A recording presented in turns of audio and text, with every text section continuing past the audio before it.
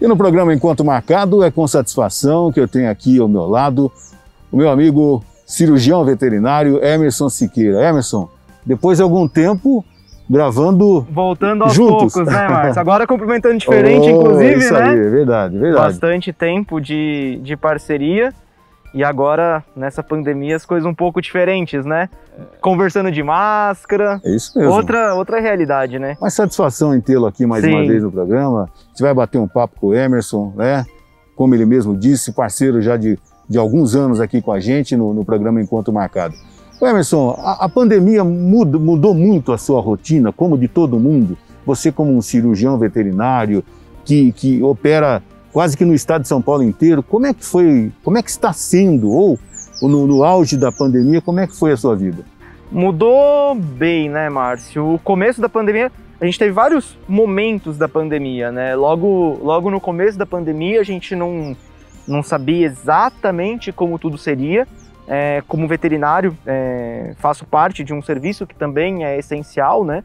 Então a gente manteve o trabalho durante a pandemia, manteve a rotina durante a pandemia, no começo operando principalmente as urgências e emergências, né? Então a gente cancelou nos primeiros praticamente 2 meses iniciais da pandemia, 2-3 meses iniciais da pandemia, todos os procedimentos eletivos, e a gente ficou somente nos procedimentos de urgência, emergência, e mesmo assim os casos permaneceram sempre aumentando bastante. A própria rotina dentro das clínicas mudou. No começo da pandemia, a gente não sabia exatamente o que era essa doença, a gente evitava juntar várias equipes, então um clínico, por exemplo, atendia o caso, passava para a gente o caso, já passava o caso para o centro cirúrgico, para o anestesista. Então meu contato, por exemplo, no começo da pandemia, os primeiros 2-3 meses, era basicamente o tutor, inicialmente, né, o anestesista e o paciente. Então, e o auxiliar da cirurgia e tudo mais. Depois que a gente foi entendendo um pouco melhor, a gente foi compreendendo o que era a doença, depois de um tempo os procedimentos eletivos foram voltando, as viagens no começo da pandemia, elas reduziram bastante, né? Porque muita gente começou a vir, porque eu sou do grupo de risco, né, você sabe? Claro. Então eu não sabia exatamente como que seria tudo isso, então as pessoas vinham muito para cá, eu reduzi bastante as viagens e a rotina sempre aumentando muito. E cada época um tipo determinado de rotina, e as pessoas começaram a ter muito mais contato com os animais de estimação em casa, né? Então, às vezes, algum probleminha que passava desapercebido por não estar em casa, eles começaram a perceber alguma coisinha diferente, né? Ô Emerson, em virtude de tudo isso que você falou, muita dúvida pairava no ar, e para muita gente ainda paira. Eu tô em casa, eu não tô saindo, mas eu preciso dar uma volta com o meu animal de estimação, tá? Ele pode contrair, ele pode ser um portador da Covid. Essas dúvidas, eu tenho certeza que você foi consultado sobre isso também. Foi bastante, na verdade. Ao que tudo indica, eles não têm esse poder de transmitir para a gente, mas eles podem servir como o que a gente chama de fômite, na verdade, né?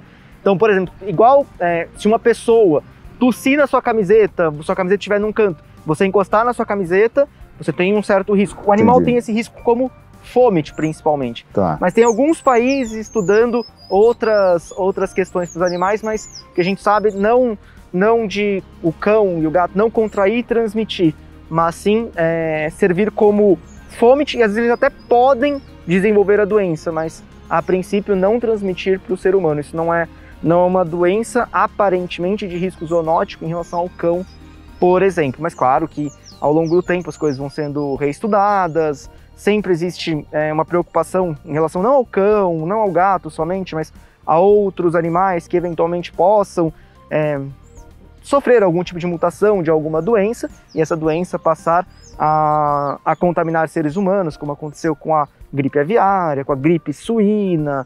Então, e agora se acredita que o SARS-CoV, que a gente está tendo agora, né, do Covid, tem uma relação talvez com não o morcego, com o...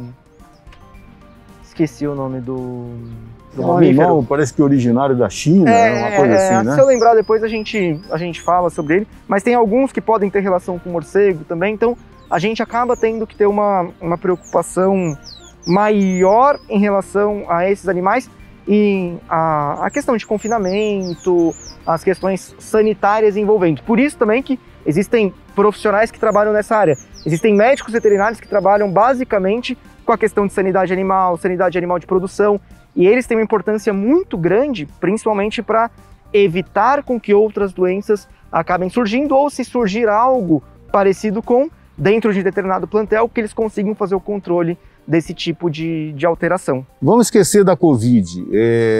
As pessoas têm às vezes um contato com o seu animal, o seu pet, né?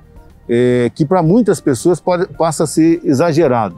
De repente, beija o cachorro na boca, deixa o gato lamber, e, enfim, tem um contato e de repente coloca o cachorro para comer na mesa. Isso, a pessoa corre algum risco? Márcio, não é muito interessante, aconselhado, né? Não é muito interessante, porque a gente tem que pensar que o hábito de higiene do cão é completamente diferente dos nossos hábitos de higiene. Então existe um risco de contaminação, vamos assim dizer, de um certo contato, de lambedura do cão com a gente, do gato com a gente. A gente tem que lembrar que eles lambem o corpo todo, lambem chão, lambem uma série de lugares que a gente, por exemplo, não faria. Uhum. Então a gente tem que tomar esse cuidado por uma questão mais de higiene, não deixar o cão comer na mesa, comer no prato, lamber, não permitir que o cão lamba boca e tudo mais, não é interessante. Entendi. Mas algumas pessoas acabam exagerando. Sim, mas acaba não sendo tão interessante. Esse é o tipo de contato que às vezes é o tipo de humanização que acaba não sendo tão interessante pra gente e acaba não sendo tão interessante para eles também, entendi, né? Entendi. Então, esse não é um tipo de hábito muito interessante, não. Eu acho que o animal da China, acho que é o pangolim, não é isso? Pangolim, isso. Eu estava aqui ouvindo a sua resposta. Eu tô tentando, tava tentando lembrar. E o pessoal aqui, tô trabalhando aqui para tentar pangolim. Bom, a gente está conversando com o cirurgião veterinário Emerson Siqueira, no nosso programa Encontro Marcado. Saúde é o que interessa, pet.